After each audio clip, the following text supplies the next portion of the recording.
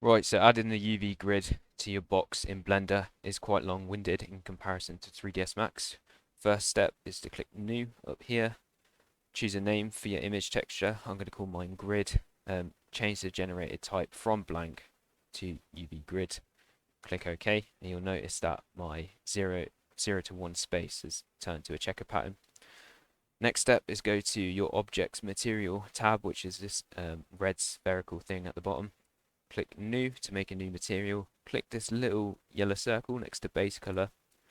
You'll notice that there is a grid texture somewhere, checker texture already. We don't want to click that. We want to click image texture instead.